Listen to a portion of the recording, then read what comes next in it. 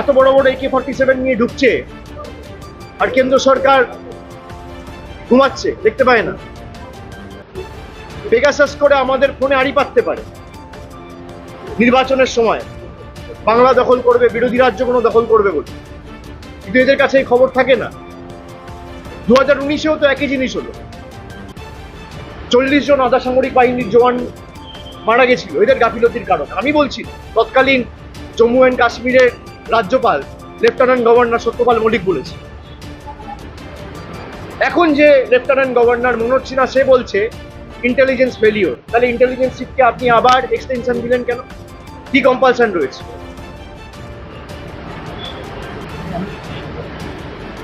দ্বিতীয়বার সরকার হয়েছে, প্রায় 1 বছর হয়ে গেছে। আপনি বলুন মানুষ কি সুরাহা পেয়েছে? কি সুরাহা পেয়েছে? খালি বিভাজন, বৈষম্যের রাজনীতি ছাড়া এরা কি করেছে মানুষের জন্য? 1 বছরে বাংলার জন্য কি করেছে? সুকান্ত মজুমদার মন্ত্রী হয়েছে, কবার বাংলার জন্য কটা কথা বলেছে?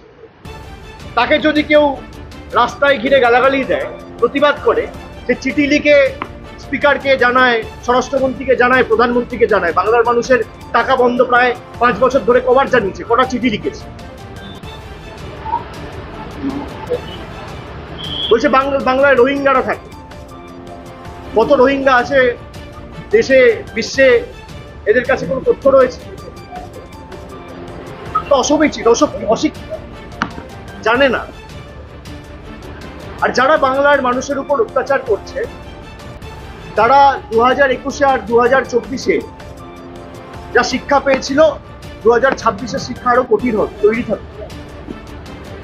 বাংলার মানুষ আর যাই হোক মাথা নত করবে না, আমরা মাথা নত করবো না। আর গুজরাট, মধ্যপ্রদেশ, রাজস্থান, মহারাষ্ট্রে যে ঘটনা হচ্ছে আমরা বাংলায়ও ঘটাতে পারি, কিন্তু এটা আমাদের শিক্ষা নয়। বাংলায় অনেক অবাঙালিরা থাকে, আমরা মনে করি তাদেরও একই অধিকার রয়েছে এই মাটির উপর। আমরা কেন বিভাজনের রাজনীতি করি? বিভাজনের রাজনীতি যদি করতে হতো তাহলে তো একদম কুচবিহার থেকে শুরু করে জঙ্গলমহলের যেখানে বিজেপি ভালো ফল করেছে, তৃণমূল আশানুরূপ বা প্রত্যাশিত ফল 21-এ করতে পারেনি, আমরা সব প্রকল্পের কাজ বন্ধ করে দিতাম, করিনি। আমরা সব জায়গায় যেখানে তৃণমূলের পক্ষে মানুষ ভোট দিয়েছে সেখানেও কাজ করেছি, যেখানে বিপক্ষে ভোট দিয়েছে সেখানেও কাজ করেছি। এটাই তো রাজ্যের সরকারের বা কেন্দ্রের সরকারের রীতিনীতি হওয়া উচিত। এটা দুর্ভাগ্যজনক এবং আমরা সরব হব।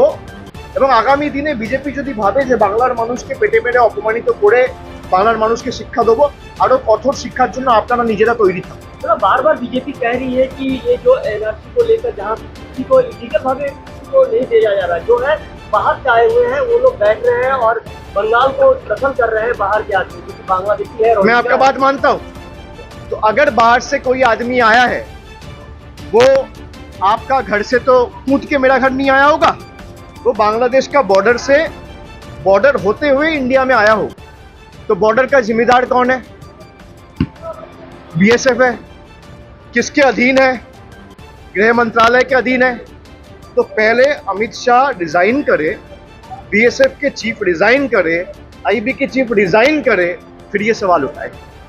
भाई आप जो कह रहे हो वो तो सेल्फ कॉन्ट्राडिक्टरी है। आप कह रहे हो बांग्लादेशी घुस गया, तो घुसाया तो आपने ही है। भाई ये तो ऐसा बात नहीं है कि बंगाल से बिहार चले गए या बंगाल से झारखंड चले गए, यहाँ तो बॉर्डर्स हैं। तो आए कैसे?